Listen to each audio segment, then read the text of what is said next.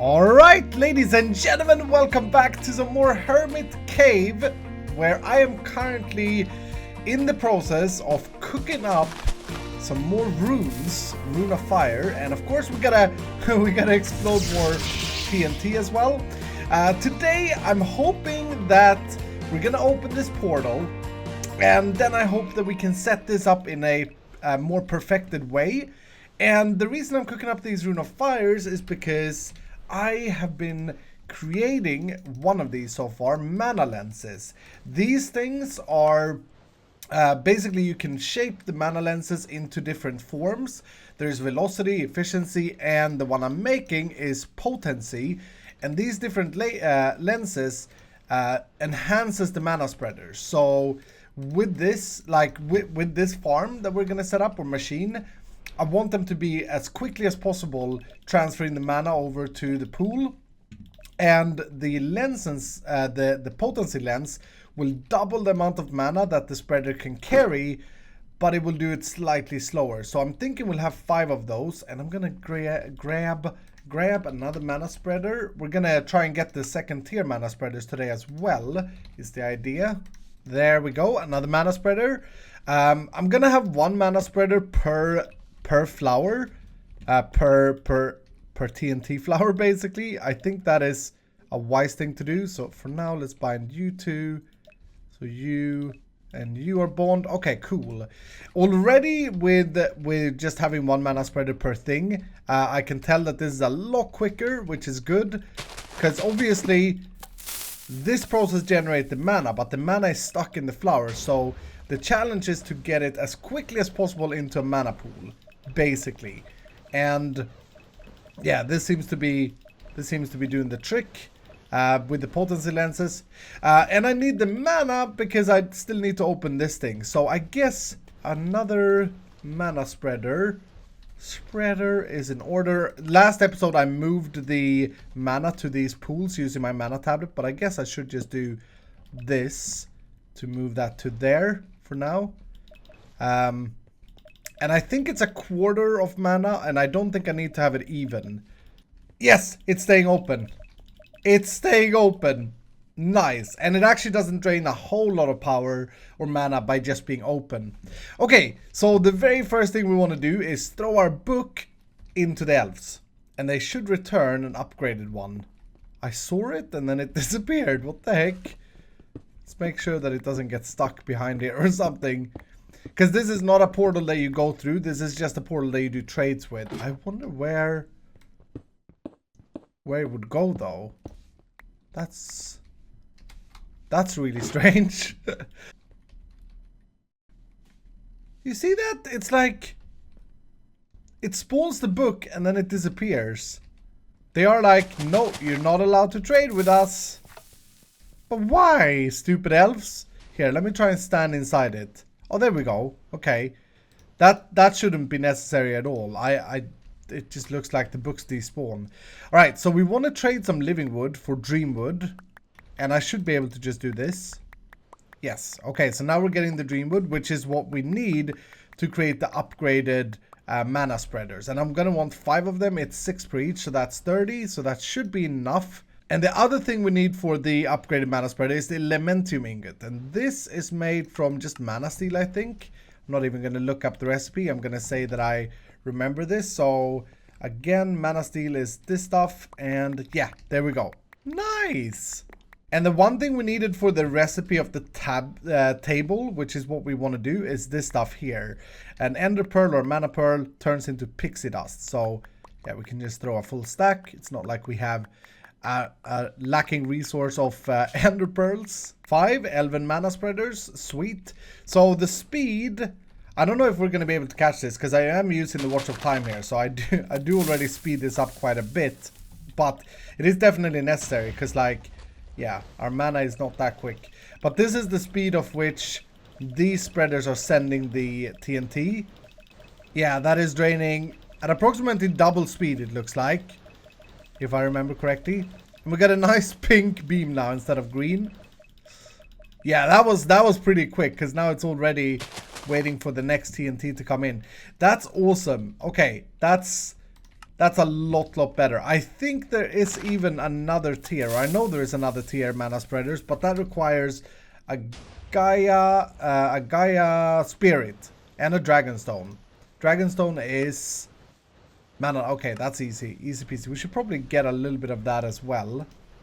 Yeah, so the Gaia is the boss mob of Botania, and we need to fight it to get the Gaia Spirit. We're gonna need to fight it many times because we need a lot of Gaia Spirits, and there are 2 tiers to it. It's really tough, so hoping to have my Infinity Armor first, so that I don't die from it, because, yeah, I've never actually successfully fought him, I don't think. I can't remember. But yeah, that is the upgraded mana spreader, so that's great. Now, I want to spend some time here in trying to set this up in a much fancier way. And there are quite a few things that I want to use or that I want to be able to do with this. And I have to figure things out. But basically, we need a system that crafts and places down TNT for us. Then we need a system that ignites the TNT at the same time we don't have, so long these are not backfilled with mana. And I don't think you can use a comparator on these. Maybe you can. I wouldn't think so, but let's test that out first. Actually, if that works, that would mean that we can use the comparator signal for the TNT. But no, it doesn't actually recognize that. There are other things though that we can use. Mana detector. This is the thing. Yeah, let's try this out. If I grab a mana detector, I think this is a thing that detects if a mana beam travels through it. And it may not be possible to set up like this because it is a little bit janky here, but I think I'm gonna get a redstone signal there so long a mana beam is traveling through it. Yeah, okay. So that redstone, it seems to be a blinking thing because the pulse is not stable. But so long that thing is blinking, we do not want the TNT to explode. Like, we don't want a new batch to explode. But once that turns off like that, that's when we're out of mana and we need to blow up another batch. Yeah, so if I do something like this and then pay attention to this redstone over here, that should be stable even though this is blinking. Here we go. We should see that signal being stable. Yes. Even this signal turns stable now because I'm sending the signal back. To place the TNT is another thing we need to figure out. And there is something called a constructor, is what it's called. Yes, a constructor from refined storage. And let's craft up one of these bad boys. Let's grab a cable. This is a really cool thing with refined storage. It's Applied Logistics also has it. If I put a block here and the constructor, the constructor on top of it, this thing can place blocks. If I specify TNT here, it's going to place TNT whenever there is no block placed there. That's cool. Now what's also cool is that we can control this with redstone. If we put it to only work with redstone, I think a button press will now place TNT. Yes. Cool. So essentially we could use that same signal there, that torch, to place a TNT and then blow it up. Now the question is if that's going to be... It may actually place 2 TNTs and then blow it up, which is not great. So let's actually give this a test. Let's put down a placeholder block there, constructor here, and just do that. And then I need this same redstone signal to power a block on the side here. So I'm just going to put a torch there. Excuse the mess for the moment. Do that, and then we'll set this to only work with redstone signal, put TNT, and destroy this block. Places TNT. Yeah, it plays 2, 3, 4. Which is okay right now, because we have 5 mana spreaders. That was actually perfect, because we have 5 mana spreaders. But I want to separate it, so it's going to be a little bit more tricky than that. But yeah. I mean, this is actually a functioning machine right now. It's super ugly though. So I took the concept that we built over here, and with a few hours of work, I came up with this. One thing that really bothers me in Botania is the disorder of things, and I tried to make it as neat and orderly as I possibly could here. So I have the mana spreaders facing downwards. Ignore this stuff over here, that has nothing to do with it. And I have the TNT exploding above it, and I tried to hide it best I could there. So that's the constructor you can see. Now, unfortunately, I spent the last hour trying to perfect this because at the moment it is sending 6 TNT and not 5. And the reason is, when we had the concept, we had 5 mana spreaders going through one of these, and that was like the perfect way to do it in order to time the TNT. But here, I'm not doing it that way. I have 1 mana spreader per pool, and the reason I have it that way is because it looks a lot sleeker. So basically it is the same behind here, but I'm using 5 mana detectors, and then I have the pulse extender, then I send the signal up to the TNT machine up above. And I've tried with so many different timings, etc. I just can't get it to do 5, it's doing 6. Little bit annoying, but I think I can live with it because we are in protected chunks.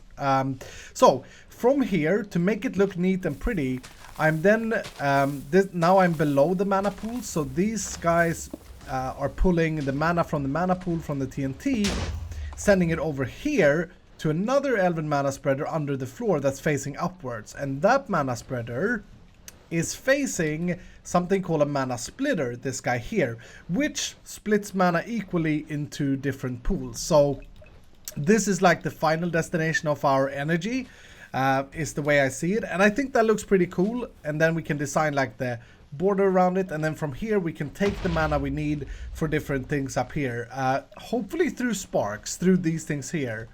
But yeah, I'm very, very happy with that, and because of that I can now remove all of this garbage that we had going on and kind of clean this up a little bit.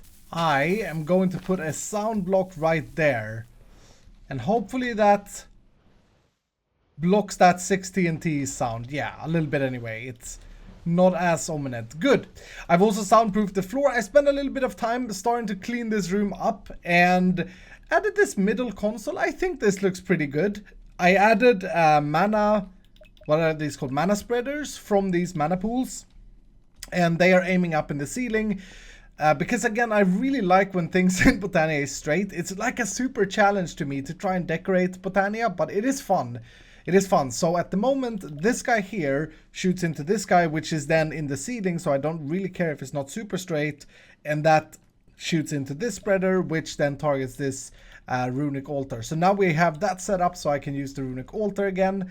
And yeah, things are slowly but surely coming together.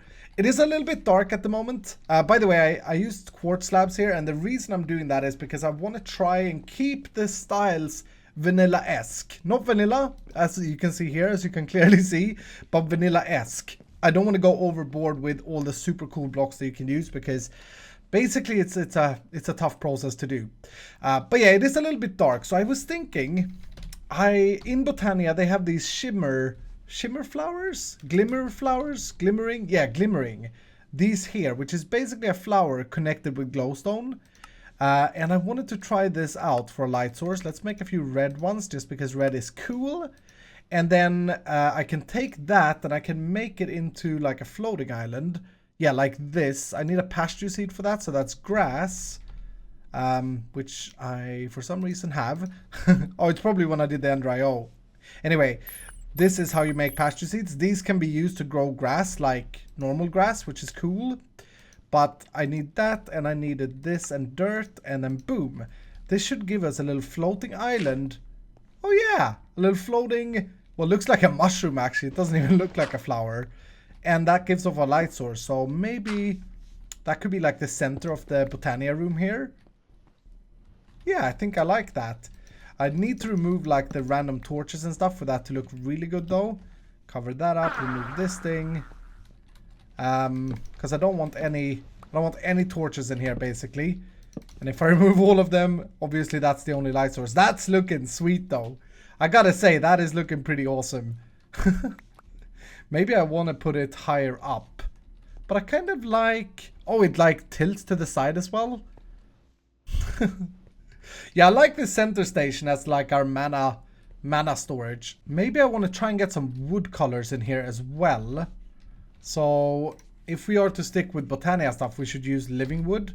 And I think you can like make a lot of different types of living wood. So let's do this. I should really automate this. I've said that so many times now. Yeah, so there's pattern framed living wood. There is framed living wood. and living wood planks. Living wood planks is just take this and break it down to planks. It's a very, very dark texture, specifically without light. But I do like it. I do like it. Maybe I wanna change the floor in here for that. I do think that looks pretty cool, but it would require me to kind of go ham on these planks and use them everywhere in this room on the wall for it to make sense. And we still need a light source with it. We still need to find a cool light source.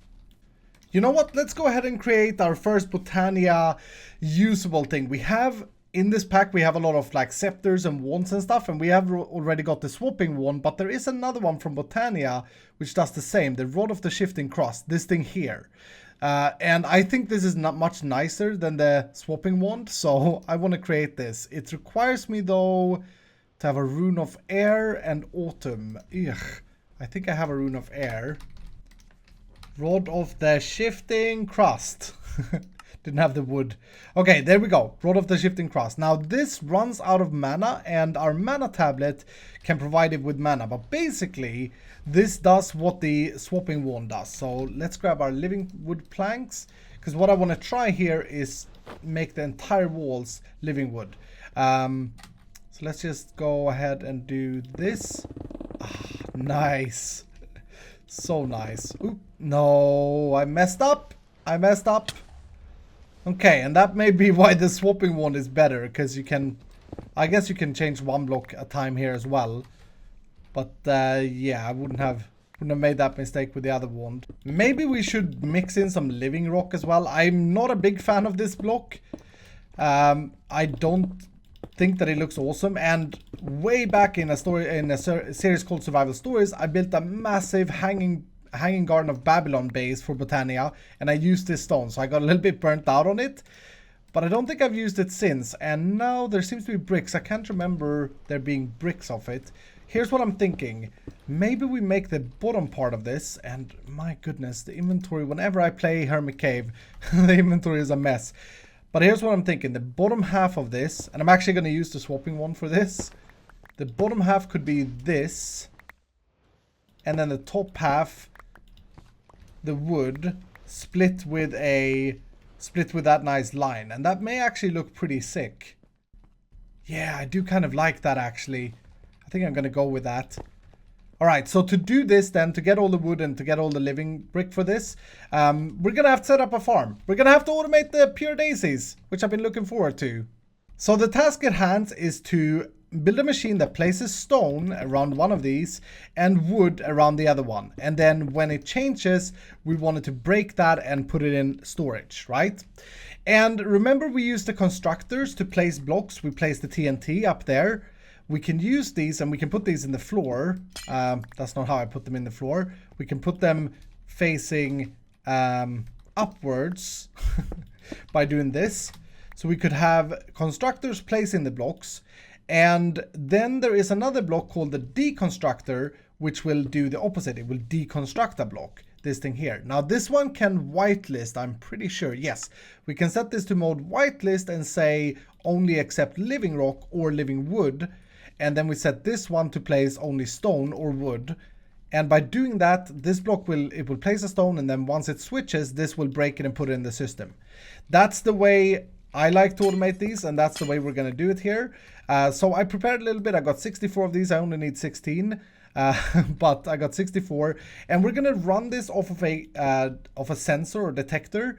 So we're going to do the magic we did in the beginning with our other farms and say whenever we hit, say, I don't know, 512 living rock or 1000 living rock, then stop making more. And then the same with the wood. You can also put these functional flowers and vanilla flowers by the looks of things, or at least poppies, on a floating flower. So I guess if I do another one of these, doesn't matter the color it seems, and then I do a floating thing. Glimmering. I don't think I've ever done this. And then I combine that with a pure daisy. I get a floating pure daisy. Yeah, cool. So then I don't need to place it on dirt. So I've set everything up here. And if I put that, that's probably the wrong space, right? If I put this, let's see. If I put this pure daisy here, that should work as the pure daisy we had on the dirt. Cool. So all of these constructors are configured to place stone. They're configured to work only on redstone. And these are configured to whitelist living rock. And then I could have made this with one detector, but I figured it's going to be a little bit cleaner redstone wise if we just do one detector for each. And since we have a lot of resources, that's the way I did it. But all of these are configured to emit a redstone signal when we have less than 1024 living rock, which I think is a good healthy number. So if I connect this up, we should see a working farm. Yeah, it places the stone. We see the particles, and it's going to take a little bit of time to switch it. It's taking its sweet time. Maybe I was too impatient with this. Yeah, okay, it does work. It just... Cool, so you see how it changes, and when it does, it's going to break it immediately. And we're getting living rock from this. Living rock. Should just see this go up here. Yeah, there we go. Nice! Very nice, and then it should shut off automatically. Okay, so I gotta do the same thing with wood, and I also want to move the whole thing. Oh, I can't. Oh, interesting. I can't mainmine that. I want to move the whole thing over one block so that I can stack these on top of each other and match that side. And there we have it. All I got to do now is install a... Well, I don't have to, but I want to. Watch on flowing time, and that should mean that this is done. I do have to remove my placeholders here though. You'll notice that I'm using this ghost wood as well, the specter wood that we have a big farm for. And the reason is basically that we have a big farm for it, and you can turn it into living wood. So we have 45,000 of that stuff in the system, and I figured this was a good use for it. Whereas oak would run out because our oak farm is kind of small. But look at that, that's looking sick. I love the particles so much in this mod. And yeah, no, that's great. So with that done, my frames is a little bit low whilst it's doing its thing, but we should see this backlogging for us and then run or then stop, obviously. But with that done, I'm going to go ahead and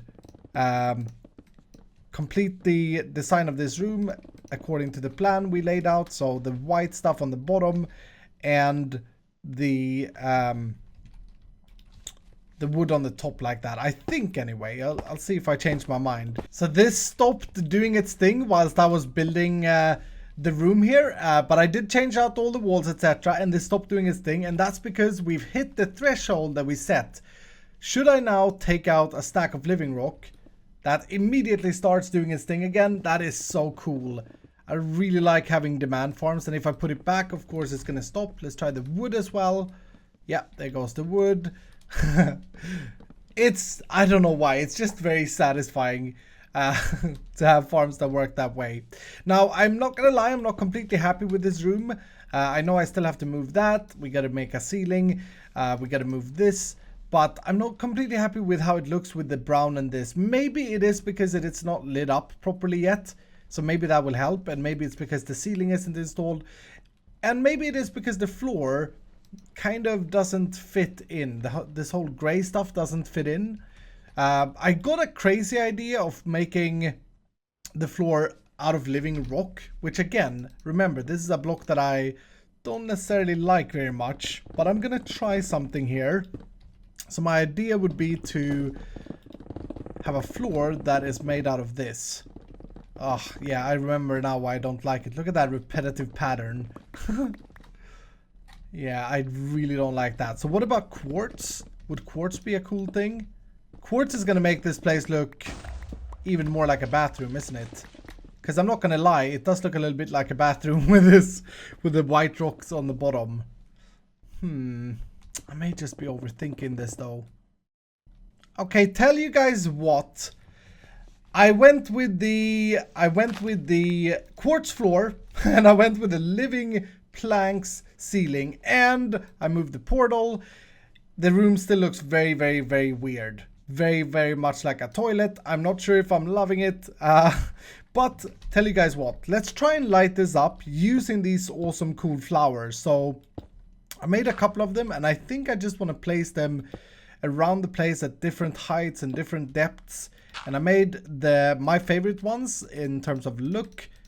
And I'm just going to go ahead and spam them down, I guess. like that. Yeah, that looks pretty cool actually. It's cool because they're moving and they're not like immediate, like your eyes don't go immediately, oh, that's a light source right there. I think that looks pretty cool. I'm happy with that. And then of course this thing gives off light. This thing doesn't give off light, so it's a little bit sad that I lit it up next to it, but it still looks pretty cool, I think. Overall, all in all, like botany is super hard to make look organized and stuff, but I think we did pretty good here. There are a few things still, like the petal apothecary that I haven't put down, but all of that stuff is all good and gravy. I really feel that we did good with this room, and it feels good as well to have another room in the base that's actually not like just a giant mess like that room there. It's very messy at the moment. So yeah, let me know what you think down below in the comments, but I think we're gonna wrap it up for there with that for today. I want to check one last thing, and that is my infinity catalysts. It seems like I've run out of silky jewels to mine once again, but hopefully we can today make the pickaxe. We were short like 4 ingots or so when I last checked, so we should be able to do it. Yes, all I need is a crystal matrix and some nutrient ingots, so let's grab a stack of that. And the matrix thing is just like this, I think. Yep, nice. We're doing it, ladies and gentlemen. Our next infinity tool, the world breaker. Oh, this thing can insta-mine, even with me flying in creative mode. That's pretty sick. And it also has fortune 10 on it, and it never breaks. I'm sure I'm gonna break things with this. Can I? Oh, I can mine wood fairly quick with this, so I don't need an axe. It's not insta though, but quick enough for me to be comfortable with using it instead of an axe. Nice. The world breaker. It's gonna be important when we go to the chaos dragon and when we go to mine chaos shards. It's gonna be very important. It may seem overpowered now, and it is, but it is a lot of fun as well. Anyway, like I said, that's gonna do it for today. Thank you guys so much for watching. I hope you have enjoyed this episode. If you did, make sure to hit the like button down below, and of course, if you're brand new, consider subscribing, and I will see you dudes in the next episode.